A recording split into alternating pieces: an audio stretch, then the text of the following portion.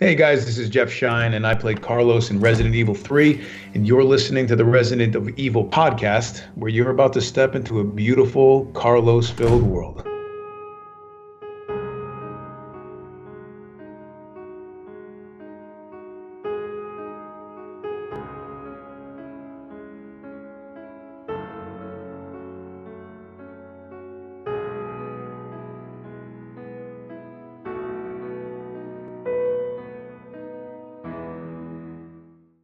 Hey everyone, welcome to the show. Our guest today is Jeff Schine. Also joining us is guest host Tony. Hey everybody, how we doing today? And our star of the show today is Jeff. How you doing, Jeff? I'm doing good. Hey everybody, how are you? So for people who aren't familiar with you, maybe Resident Evil 3 and Carlos are their first introduction to you. Can you kind of give them a little bit of background about yourself and your career? Sure, yeah. So I've been acting for the last, I don't know, I guess since I was a kid. So I guess, way back in middle school. Mm-hmm. I do film and television as well as voiceover. I've been on, I did some work on SEAL Team and Masters of Sex and a show called Extant. And I guess like maybe the first, voice job that people would have probably recognized me from was I did season 3 of Telltale's The Walking Dead. Yes. Where I played Javi. Yep. I've been doing VO a lot more recently in the last maybe like 5 or 6 years. And I've done, projects like The Walking Dead, obviously Resident Evil. I was in Love, Death, and Robots. Mm-hmm. What else? Kingdom Hearts, Call of Duty World War II, Mafia 3, Call of Duty Advanced Warfare. I've been around a little bit. Yeah, you definitely have. You've got a lot of roles, and I think Javi is one that a lot of people recognize because he's the protagonist for season 3 of Telltale's The Walking Dead, and people love that series. And I liked it. I thought Javi was a great addition. I know people were kind of bitter about taking the focus away from Clementine and having a new protagonist, but I thought it was a good change to kind of step away into somebody else's shoes and see her from the outside again, like we did with Lee in the beginning. So that was pretty awesome. Yeah, I love that project, and I know, I think we were all aware, well, I wasn't aware until sort of midway through, but I think everybody was aware a little bit that there was a bit of a risk, in taking some of that focus away from Clem. I mean, because she's such a loved character, mm-hmm. and Melissa does such an incredible job with her that it's like, there was definitely, a little bit of a risk factor to it, but I'll be forever grateful to that series and that crew and Mel. I mean, it was a great game for me and a lot of fun to work on, and I'll always cherish that one. Obviously, the main difference between the Walking Dead Telltale series and Resident Evil 3 is that one was not full motion capture. This one is full performance, right? Right. And that one's voice. This one's full everything.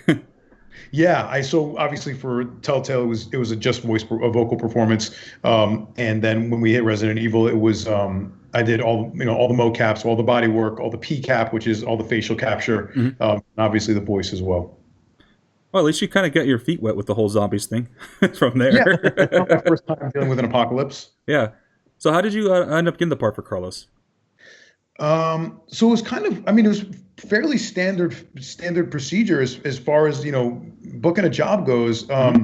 My agents set up an appointment. There was a call for it. I went in and I think the first, if I'm not mistaken, I went on tape. So I think I taped myself at home at first, and then there was an audition, follow-up, a callback with the casting director, and from there we went to a producer and director session, and then I think the final audition was sort of like kind of a round robin style, which isn't super uncommon, and it's kind of more known as like a chemistry read. So usually there's 1 or 2 people left in or maybe 3 people left in each role, and then they're just kind of like putting the puzzle pieces together. What feels right, what works well, who's got some natural chemistry, just reading like the vibe. And so that was the last piece of the puzzle, and then I got the call that I booked the job. Yeah, the whole chemistry thing, you can see it between you and Nicole and your performances in the game. You could tell there is a natural chemistry. You guys work very well together. Yeah, I think we felt that on set as well. And I would say that probably that really went top to bottom from Steve, our director, on down. I think And I think part of that is just, everyone's sort of attitude coming in, which was like, this is going to be a labor of love. And I think everybody was really excited to be there. Definitely had, we went to Japan to shoot. So I think it definitely had that sense of like adventure about it. Oh, yeah, yeah. and that's like that's that intangible when you're making any sort of project, whether it be, film or TV or a game. You can put all the right components together, but it doesn't always shake out with that lightning in a bottle, And I think we were just lucky to have that sort of chemistry between everybody, and everybody genuinely liked each other, which is always a huge help. So it was a great set to be a part of. Yeah, so far everyone that I've talked to and everybody that I've communicated with through emails, you guys have been just wonderful people. You're amazing. Oh, thanks. We have moments. Some days are good, some days are bad. This is probably just a good day. Yeah. Did you do any kind of research for Carlos? Were you familiar with him before the game? Most people are familiar with Resident Evil from the movies, or at least the game franchise. But were you familiar with the character from what, where he was portrayed in the movies to the game or anything like that? Yeah, so I know the Resident Evil franchise well. Resident Evil 2 was the first game I ever played in the franchise. Nice. A long time ago, and I loved it. It was a great game. My cousin and my uncle introduced me to it. And I'm a huge gamer, so I mean it's not hard to get me hooked on something. But I didn't know Carlos well. I mean, really, if at all. I mean, I was vaguely familiar with the part that he was in the film, but in the films, I think he was just in one film. He was in the second one because that takes place in Raccoon City, and then the third film was the side story where they went off into the desert and everything was destroyed, and he had a pretty big part in that one too. Yes, that's right. Until they killed him off. But I think like sometimes that it can be an advantage or a disadvantage to have like some like source material to draw from. In this case, I didn't feel any need to go back and sort of like research the character in that way. Capcom provided enough information about Carlos. So I felt like looking up old performances or things like that wasn't really going to be helpful, and mostly because I wanted to make my own choices. I knew we were going to be going in a slightly different direction, and I had an idea of how I wanted to play the character, and I think you sort of have to own your choice and be willing to sort of live and die by the choices you're willing to make. Yeah, I see that Carlos still keeps a lot of his original personality traits, but he's a lot more. I wouldn't say weary, but mature, I guess. Mature and immature at the same time. In the original, he felt very immature, but he was still a likable character. He had that machismo going, He wanted to flirt with all the women, thought all the women loved him. And this one, we kind of get the machismo, but it's more grounded. You're still throwing out a little bit of the quips and flirt here and there, but you're much more focused, and it feels more realistic than more of what the cartoony versions used to be, because it was a different style of gaming back then.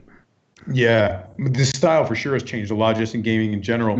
I mean, I think that's definitely the direction we wanted to lean in. I for me, when I was thinking about how I wanted Carlos to feel, I mean, I wanted it to be clear that he was capable. You know what I mean? He needed to be somebody that you knew you had to take seriously. Right. He's very capable. He could get the job done, but at the same time, I really wanted to have this sort of like easygoing feel about him. You never feel like the air is sucked out of the room when he's there, right? Like he's not that big military personality where everything is, very drill sergeant-y, very matter of fact. It's like capable, but there's the flow about him. Yeah. I like that. He is very smooth. He is very laid back. He's got a very chill personality, even through everything that's going on, which is cool.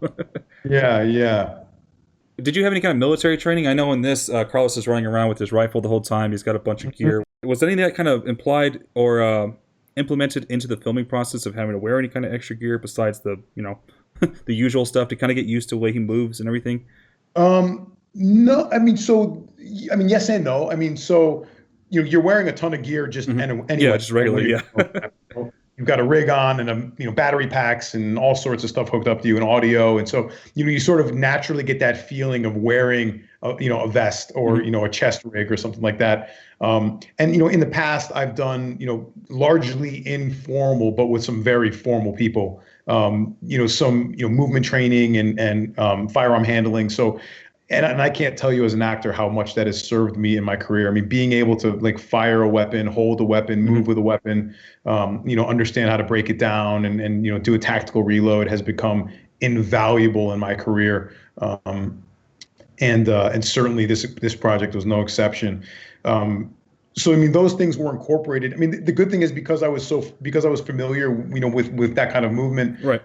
We didn't have to spend a lot of time on set, breaking it down, fixing this movement. No, you wouldn't stand like that. No, he wouldn't hold the gun that way. We were just kind of off to the races and really got to play.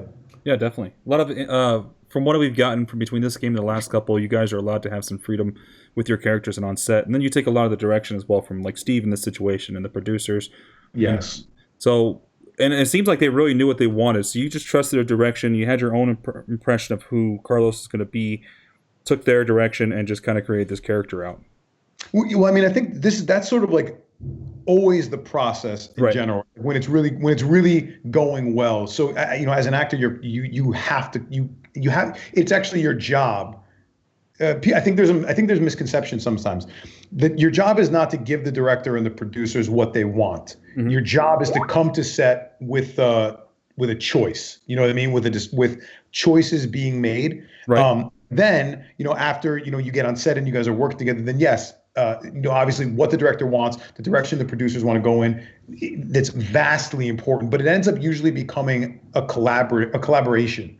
And there's bits and pieces from everything. So, I knew how I felt about the character, and that lined up with, how Steve and the producers felt. And then I think once we got on set together and we were all playing together, we all just sort of naturally started leaning in that direction and pushing into what was working. And a lot of that was what was on the page initially, what the writers contributed, which was like fantastic writing.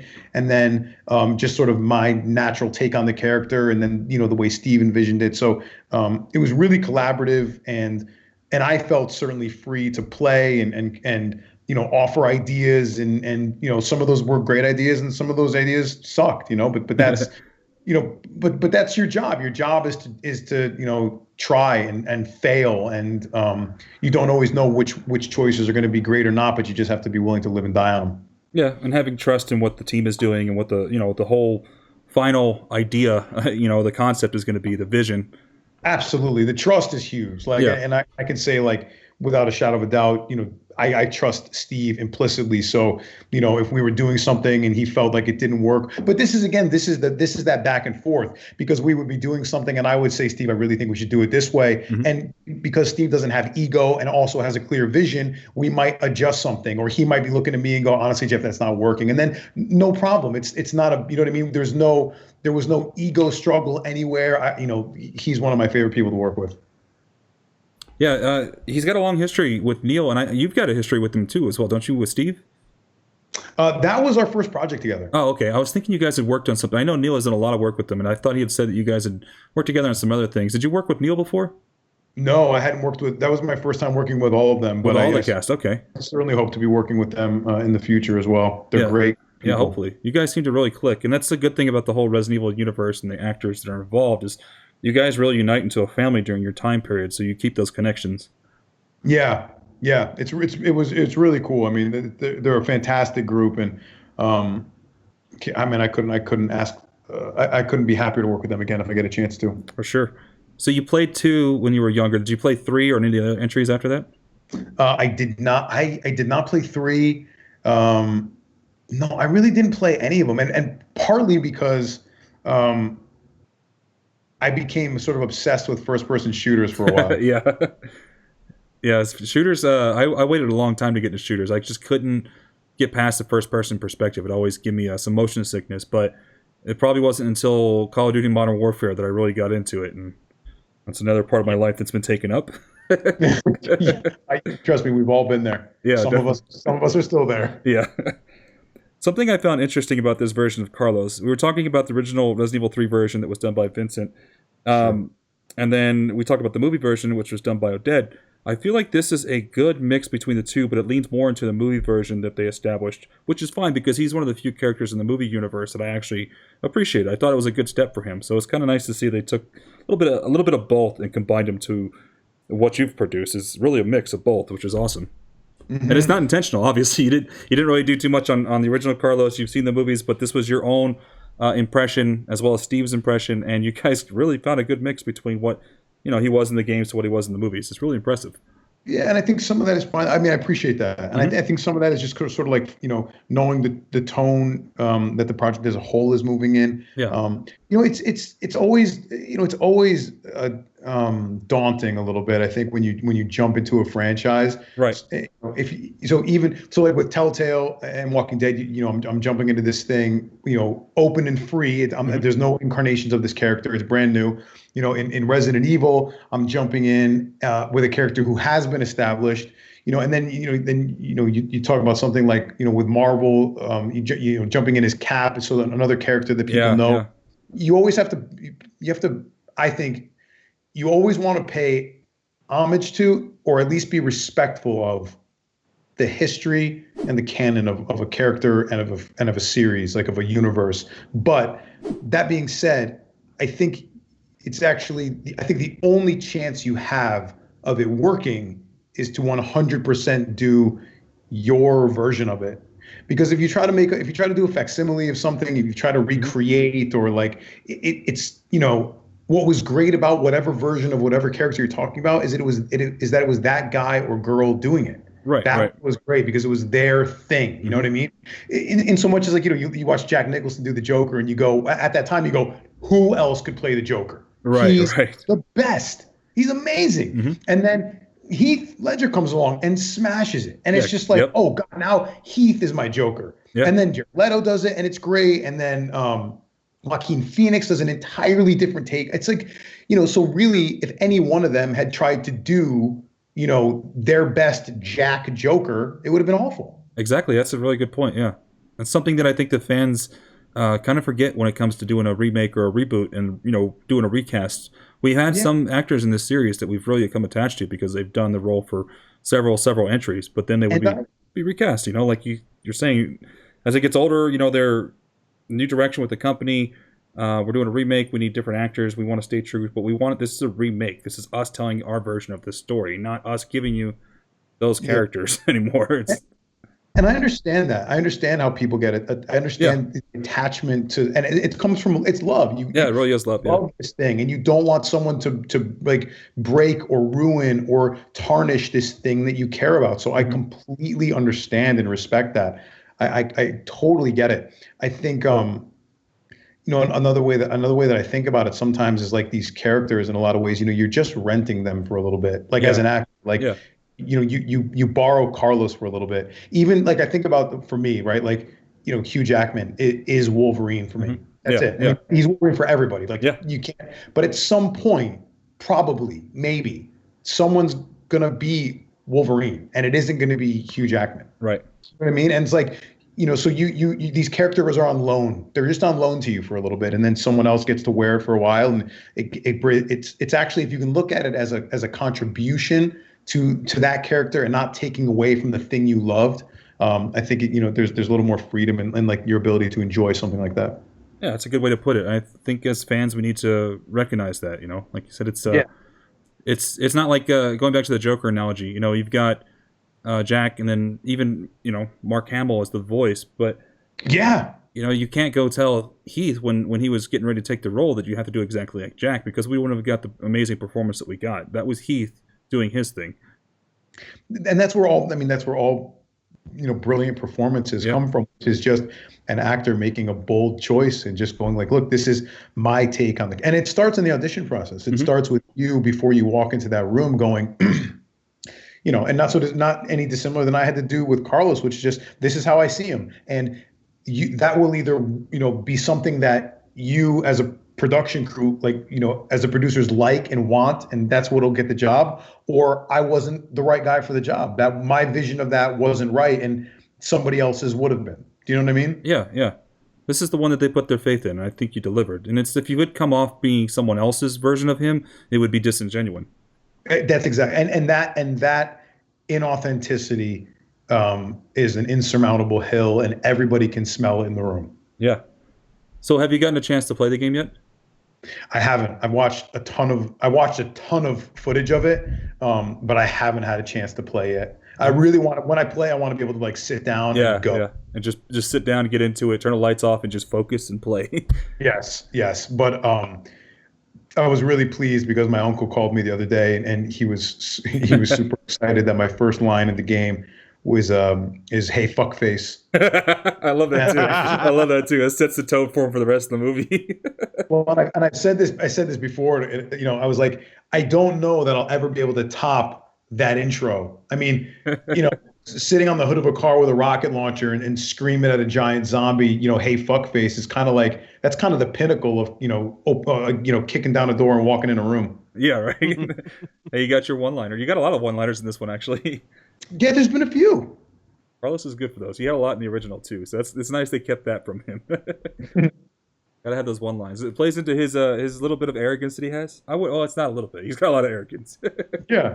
But I remember feeling that like sort of arrogance in it, but wanting to pivot it a bit so that it didn't feel quite as like arrogant and off-putting. Yeah, right.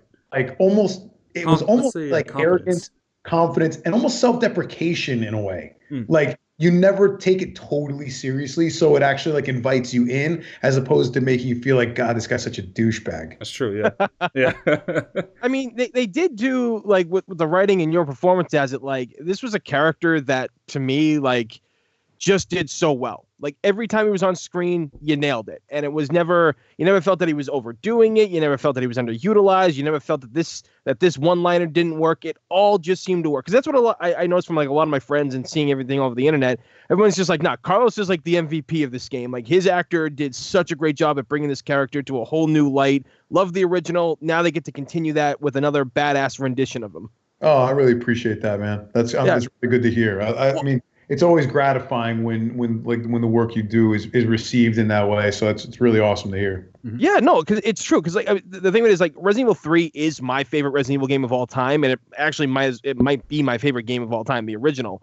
So hearing that my favorite game is going to get a remake, I was like, a little nervous about this, but let's see how it goes. Yeah. And then just seeing how it unfolds. I mean, I've got my issues with the game, but the thing that I will never take away from the remake is the acting that you guys did.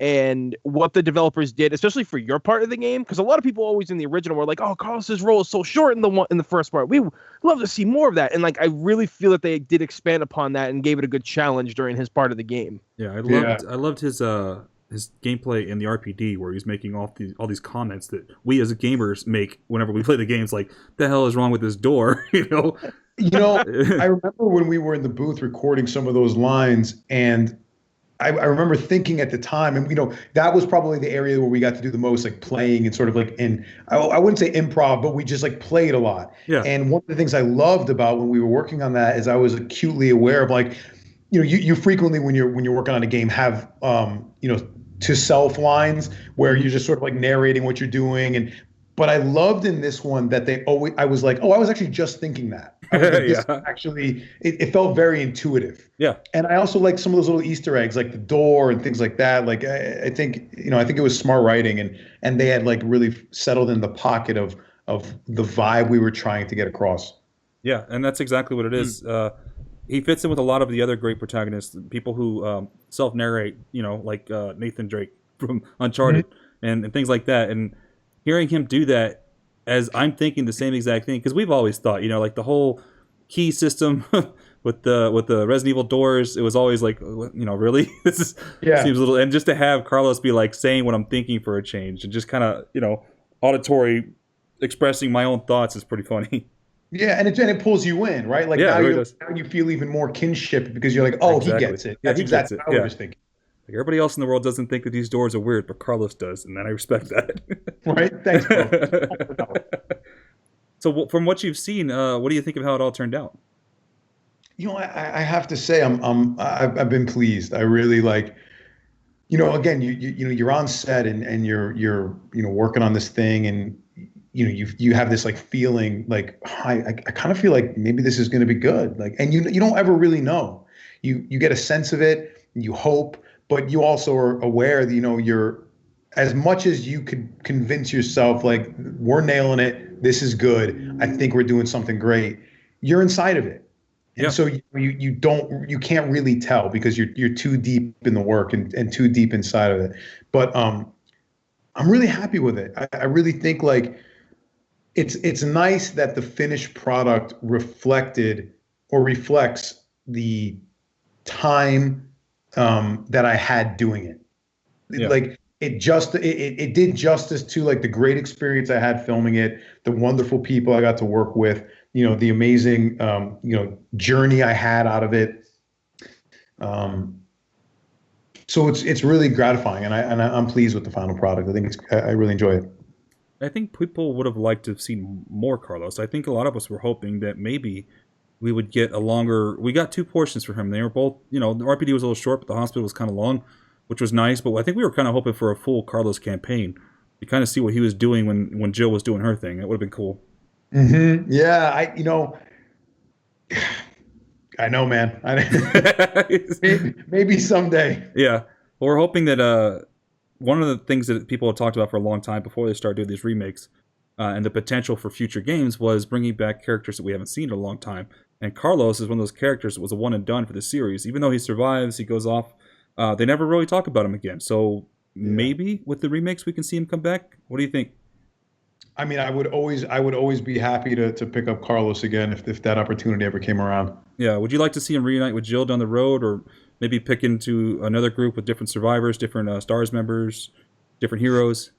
I think it would be cool to see Carlos with his crew, like his team. Yeah. And operating in that sense, and maybe even more like of a military setting. Yeah. But I mean, I don't think you can keep him away from Jill for the whole time. Yeah, he was into her from the moment he saw her. Man, she's not like anybody. Yeah. Very true. It's cool. The series now where they're going, Umbrella was the bad guy, which you worked for him, unaware of what they were doing as Carlos. But now, where we at in the series, with Resident Evil 7, Umbrella has turned around and is supposed to be the good guys now. And one of the main heroes that was against Umbrella, is Chris Redfield, is now on their side with this new version of Umbrella that's supposed to stop, bioterrorism and all that stuff. And Carlos seems like he would fit perfectly into that group with Chris. So hopefully maybe we'll see him come back in a future game or something. Yeah. Well, I mean, Carlos has that. I mean, that's one of the things I really liked about Carlos is that he's, he was a good guy. You know what I mean? And I think he got caught in a position that he didn't know. Like, he got caught unawares. He didn't want to be a part of that. Yeah. And I liked that about him, Yeah. But I also liked that it didn't get whiny. Right, right. Yeah, he was walking that line of is it fair? Is it right? Is it wrong? Are they good? Are they bad? And then when he starts to put the pieces together, he switches from like, this is wrong, but he never whined or complained or drug it out. It was like, I still have a mission to do. There's way too much going on to sit down and, get bitchy about this. Yeah, and for Carlos, it was always about people, right? Right, It was right. It was always smaller than that. It was always about getting people out of the city. It was always about Jill personally. It's really for him. It was a people and a personal thing. Right, right. Corporations were just like were in the background. That was the backstory. You get that on the train and the subway when they're talking. He says, "Hey, we're here for the same reason. We all want the same thing." The whole dynamic that Ewan brought to Carlos with this was just amazing, because the whole time I'm playing, I'm just like, man, what's he gonna say next? What's he gonna do next? And everything was just amazing. Like I said, I wish there was more, because that's the one thing Resident Evil has been doing, or Capcom has been doing with Resident Evil, especially with 2. You got these amazing actors doing these characters, putting their own spin on it, bringing them into the the year 2020. And you want more of it. It's so good, you want more. Yeah, it really was. I feel like, and I've actually said this in the past, but I feel like that's a great note to leave a story on, which is if you've told a story well, I always feel like as an audience member, you should be satisfied. You should feel great, and then very quickly it'd be replaced by total dissatisfaction, because you want to be in that world again, like immediately. That was not enough content, no matter, in so much as it could never be enough, because I enjoyed being there so much. Please bring me back. Right, yeah. Please bring him back. Let's see Carlos again. You can't just let him take off without any kind of follow-up. Yeah, you can't be left in Capcom, you've got something good here. You got something good, Capcom. Yeah. Carlos-less world. You had so many good lines. Were those all written that way, or how much did you have improv? I know you said some of the dialogue when you were, walk around as the character, some of the small lines like that, but in the actual, scripted events and stuff, how much was you playing around with the character? I mean, there was definitely some. I mean, we definitely did some, but I mean, I have to say that when you get handed really good writing, I'm always comfortable to improv, but I mean, it's also just as freeing in a way to get a really great script. And and full credit to the writers because, I had total permission to, play if it seemed appropriate. And I think that's, something as an actor you never want to abuse. But no, I mean, the writers, most of that stuff was all the writers. I mean, they nailed it. They really created a really great script. And I think even like rewrites they would make on the fly, I think, again, as you get on set and you start playing and, they're watching the footage and seeing the interaction, I think, they were also nimble and might shift, some dialogue a little bit because now it felt more in line with how this character was really starting to flesh itself out, Yeah, it makes sense. There's always rewrites, as whether it's a scene or like you said, Sure. They had an idea of what the character was until you guys started filming it, and then your character evolved through the acting. So they and I was going to say, and also sometimes a line doesn't work because of nothing other than practicality. It's whatever the line is doesn't work now because physically on stage, Jill is way over there. So for me to say this intimate line here now doesn't make sense. We didn't realize that as we built the set out and staged it, that we were going to be so far apart. So there's always a bit of nimble storytelling that has to occur when you're working with something as live as this. Yeah. Earlier we talked about some of the other roles that you've done and things that you're getting into, like Captain America for Marvel's Avengers. Right. For the game coming out here soon. And we kind of talked about stepping into an established character and taking the reins of him. Did you have any kind of reservations or, what were you really thinking to take on someone like Captain America that in the last 10 years has become this huge figure of pop icon? Yeah. I mean, I guess it's safe to say, at the onset, there was definitely that moment of wow, that's those are some big boots to fill. Right. And, but again, I think I quickly sort of realized it's going to have to be my take on it. It's the only way it will work. So, but you can't help but feel the weight of something of that magnitude, while at the same time feeling very honored to be a part of it. And, then the kid in you is, totally geeked out about it. Mm-hmm.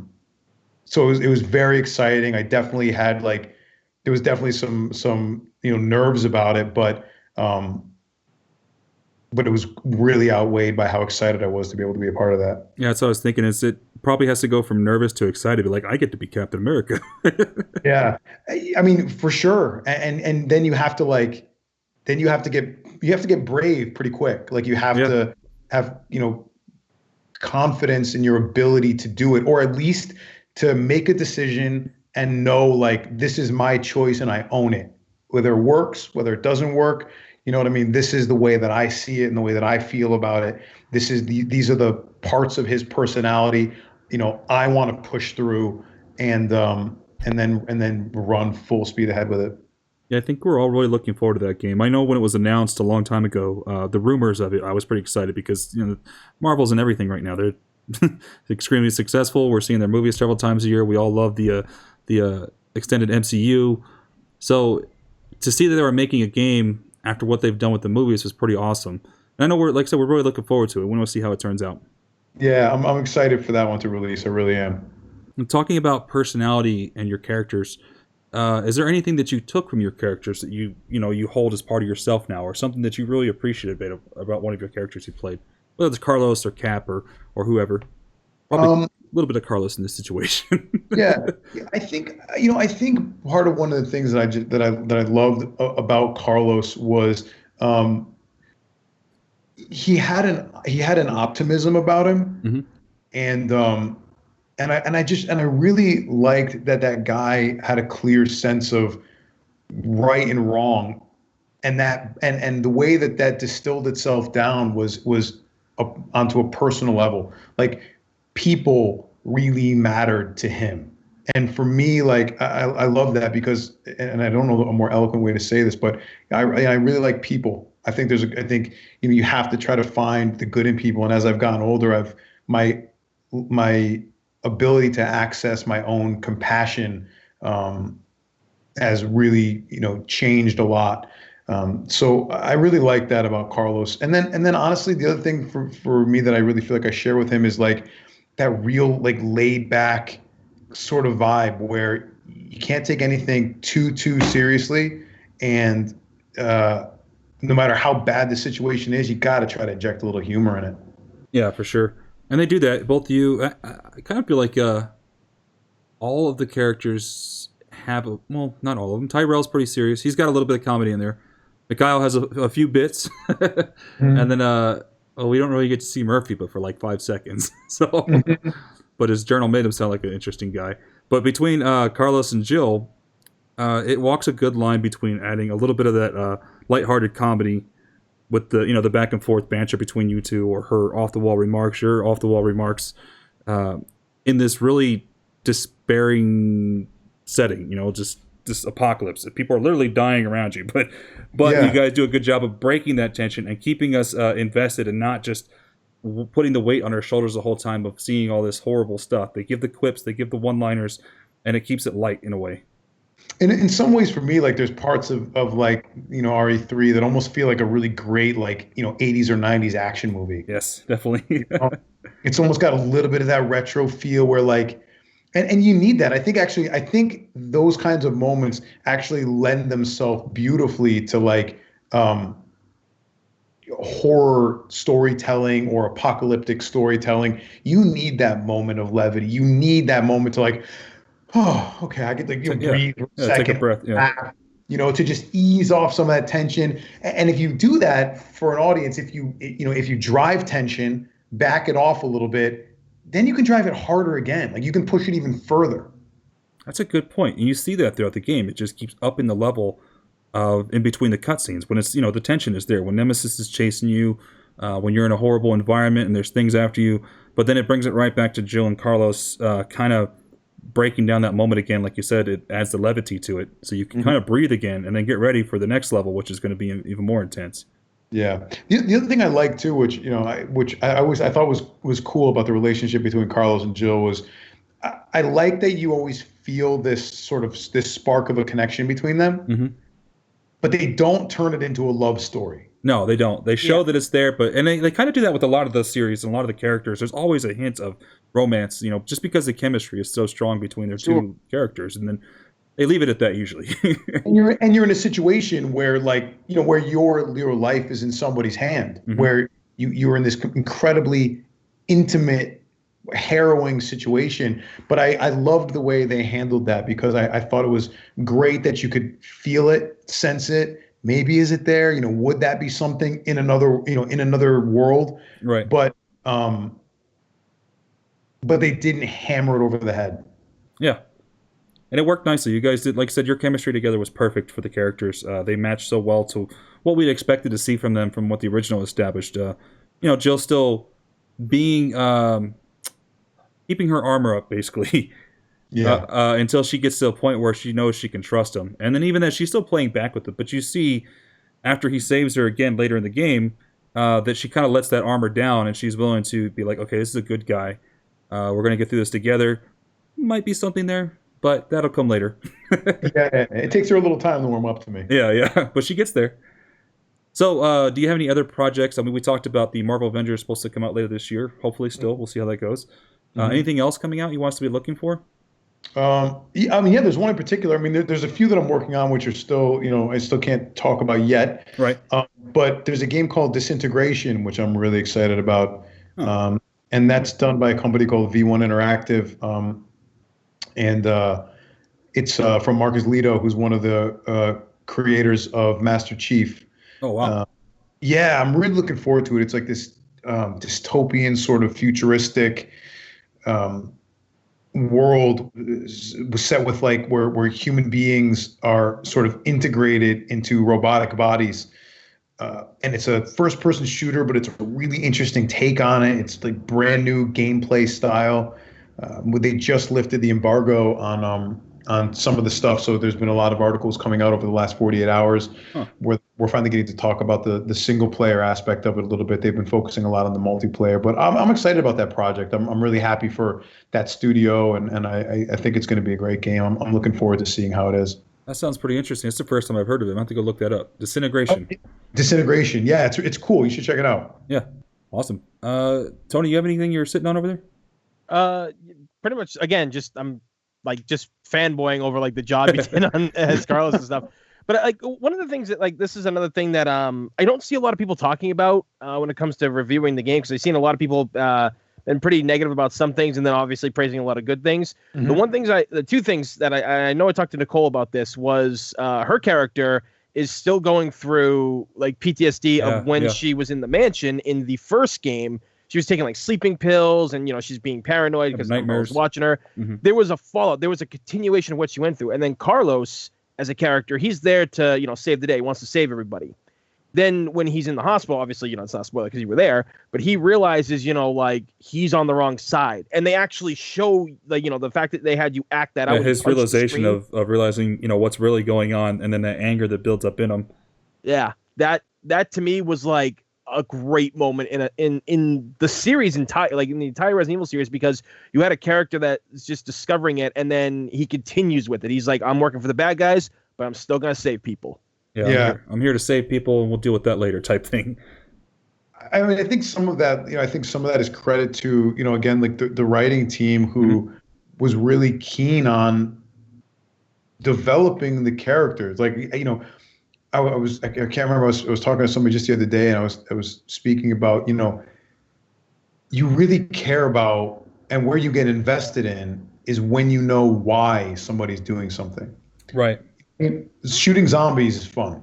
I get it. It's super fun. At some point, though, if you didn't know why you were doing it, if you didn't care about who was doing it, it would kind of get old, right? Like, all that stuff, you can only have so much, even like your favorite action movie from when you were a kid. At some point, if there's no depth, blowing a bunch of stuff up stops becoming interesting and fun.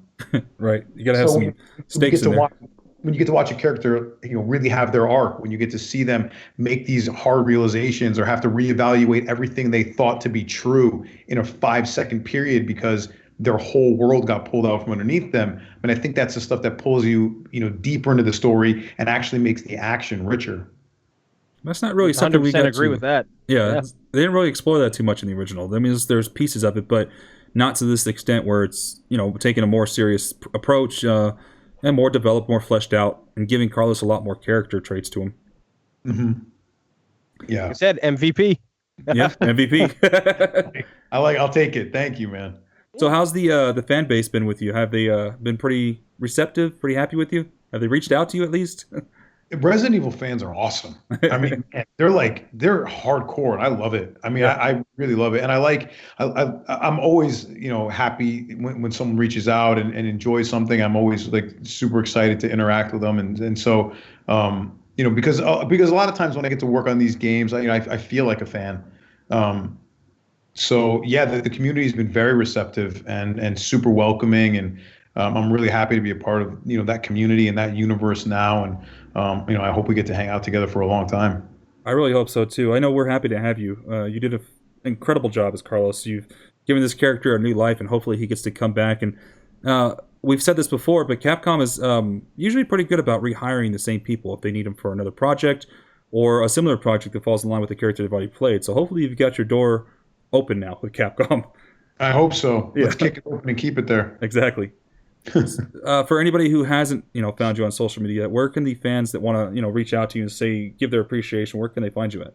Yeah, of course. Yeah. So my Instagram is Jeff Schine, so my first name, last name, and then my Twitter is @JeffShine. So I kept it nice and easy. Yeah, it's really easy. That's pretty simple. Yeah. So do you have any closing thoughts for the fans? Truly what I really just want to say is a heartfelt appreciation I really appreciate the support and the love, and thank you guys for being so enthusiastic about it. It really does mean a lot. You know, a lot of these projects are labors of love, and we're privileged enough to get to work on them, and really excited when we do. And so to have it be received in this way, and to have that feedback and that support about something, you guys are so passionate about it, it means a lot. It really means a lot. And then, and to have content creators like you guys doing what you're doing, it's just awesome. It's great to be a part of. And I feel like in a time when, people can feel, alone or, stuck in their house or scared and stuff, I feel like these things can become a great escape and a great way to connect together. I agree. This is a really strange time that we're living in. This is something that I don't think really any of us have ever lived through, something like this at least. But luckily we live in a time where there are things to kind of keep us occupied, and Resident Evil 3 just happened to come out at a good moment for the fan base. It gave us something to play, distract us for a little bit, help us stay inside, not go out and be making the situation worse. So I gotta say, I appreciate the company for at least putting it out, and I appreciate all of you for doing such an amazing job on this game. Thank you, man. I really appreciate that. Thank you. Okay, well, that wraps up this episode. Thank you again, Jeff, for coming on. Thank you, Tony, for hanging out. And if you guys like this, make sure you like and subscribe, share it with your friends. Go out there and show Jeff some support on his social media, and support what he's doing in his career so far and what he's got coming up. And we will see you here next time on the Residents of Evil. All right, guys, that's going to be it. If you guys enjoyed this podcast, please leave a like and subscribe for more interviews with the cast of Resident Evil 3. This episode of the ROE Podcast was brought to you by our patrons. Our Master of Unlocking patrons are ProXY One Creations, Trent Overton, Devon L, Dusseau, Christopher Sedrick, Eddie Jr., Juril Moone, Iron Pear Studios, and Bailey Ritter. If you guys would like to help support the channel, head over to patreon.com/ROE Network. As always, thank you so much for watching, and we hope to see you back at the Residents of Evil.